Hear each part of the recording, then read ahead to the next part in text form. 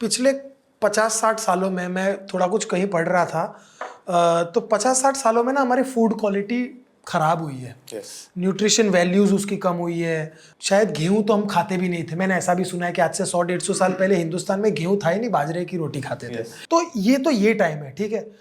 इसके आगे का टाइम, अगले 10 साल और डिफिकल्ट होने वाले हैं, बिकॉज सब हरित क्रांति के बाद सब खराब हो गया है, ऐसा कहा जाता है।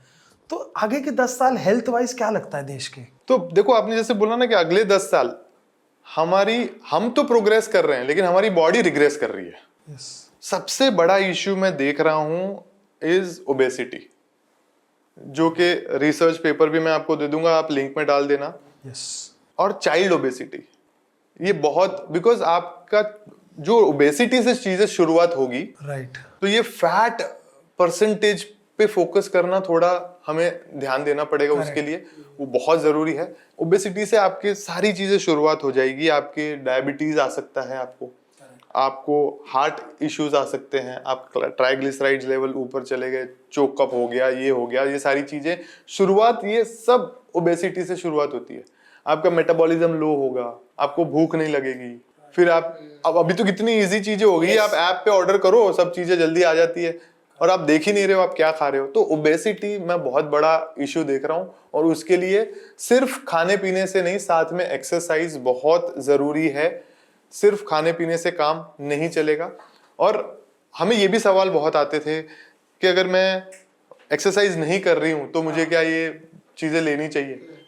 आपको चीजों को देखना है। आपकी जो लाइफस्टाइल है उसके लिए आपको जो जो चीजें जरूरी है वो तो जरूरी है। Yes, correct. आप वॉक कर लीजिए, आप आधा घंटा वॉक कर लीजिए, योगा कर लीजिए, आप थोड़ी सी स्ट्रेंथ ट्रेनिंग ऐड करिए। स्ट्रेंथ ट्रेनिंग के बेनिफिट्स बहुत ज्यादा है। आप जरूरी नहीं कि आप जिम में जाके करें, आप घर बैठे भी कर सकते हैं, आप बॉडी वेट ट्रेनिंग भी कर सकते हैं। ये सारी चीजें अगर आप करेंगे तो ओबेसिटी को हमें डेफिनेटली, अगर हमें ग्रो करना है यहाँ से एज ए इकोनॉमी जी, राइट, हम देख रहे हैं कि भाई तो स्वस्थ रहना बहुत जरूरी है, अदरवाइज हम बर्डन है। प्रॉब्लम यही है ना कि अगर आप आज अच्छा खाओगे तो आप फ्यूचर में मेडिसिन में पैसे नहीं दोगे।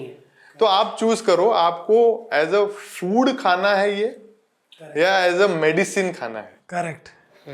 तो वो फ्यूचर का अगर आप बात करें तो फ्यूचर में हमें बहुत ध्यान से ये सारी चीजें देखनी पड़ेगी। उसकी शुरुआत आज से करनी पड़ेगी हमें। बच्चों को क्या एजुकेट करवाना चाहिए? बिकॉज बच्चों के हाथ में ना, मैं ब्रांड्स के नाम नहीं लेना चाहूंगा क्योंकि वो फिर ऐसा होता है कि आप उनको पॉइंट आउट करो, जबकि हम पॉइंट आउट नहीं कर रहे। हम वो इजीनेस लाना चाहते हैं कि मैंने ऑनलाइन ऑर्डर किया, तुरंत मेरे पास पिज्जा आ गया।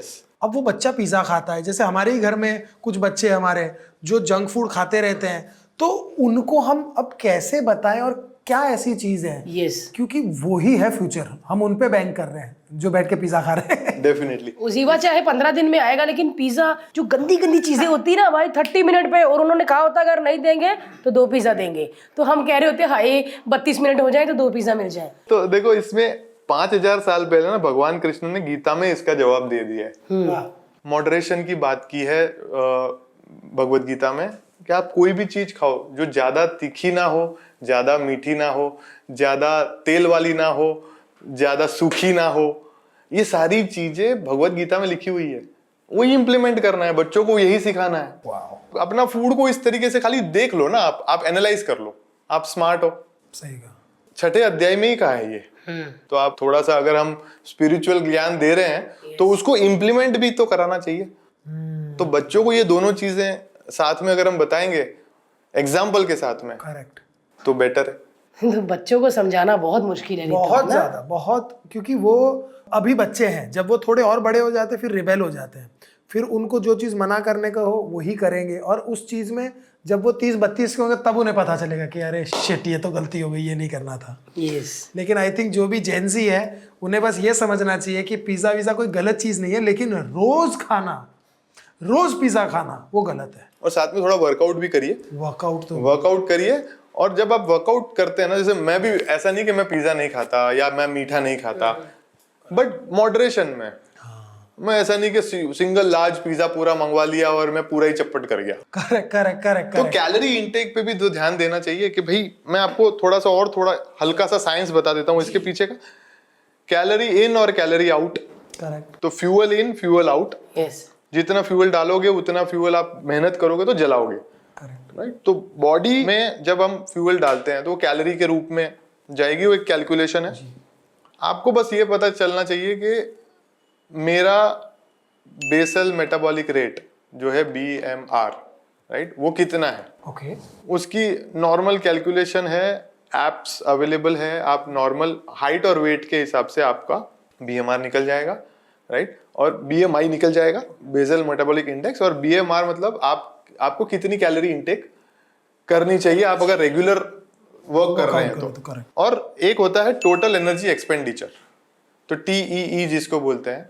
तो इस जब आपका TEE आपके BMR के कैलकुलेशन में टोटल एनर्जी एक्सपेंडिचर ज्यादा होगा BMR से, दैट मीन्स आप डेफिसिट में हो, आप कम खा रहे हो उतना, तो बॉडी क्या करेगी, बॉडी में जो फैट स्टोरेज है ना उसको खाने लगे। उधर से थोड़ा सा निकालेगी। तो जब आपने वेट लॉस भी किया होगा तो आपने ये कॉन्सेप्ट जाने अनजाने में ऐड किया होगा।